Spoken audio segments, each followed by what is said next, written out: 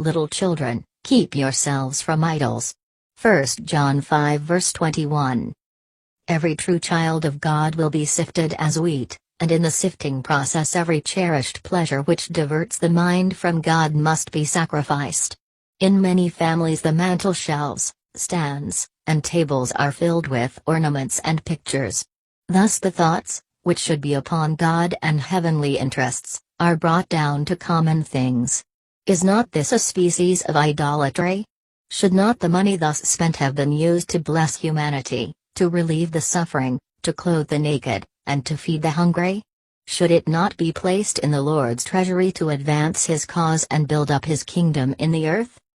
This matter is of great importance, and it is urged upon you to save you from the sin of idolatry.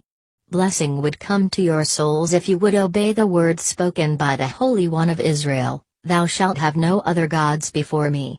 Many are creating unnecessary cares and anxieties for themselves by devoting time and thought to the unnecessary ornaments with which their houses are filled.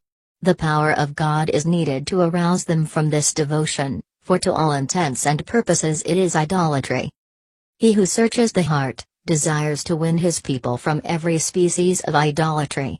Let the Word of God, the blessed book of life, occupy the tables now filled with useless ornaments. Spend your money in buying books that will be the means of enlightening the mind in regard to present truth. Grasp the word of the Lord as the treasure of infinite wisdom and love. This is the guidebook that points out the path to heaven. Oh, that you would search the Scriptures with prayerful hearts, and a spirit of surrender to God. Oh, that you would search your hearts as with a lighted candle, and discover and break the finest thread that binds you to worldly habits, which divert the mind from God. Plead with God to show you every practice that draws your thoughts and affections from Him.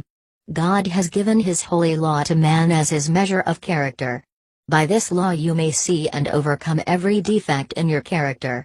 You may sever yourself from every idol, and link yourself to the throne of God by the golden chain of grace and truth.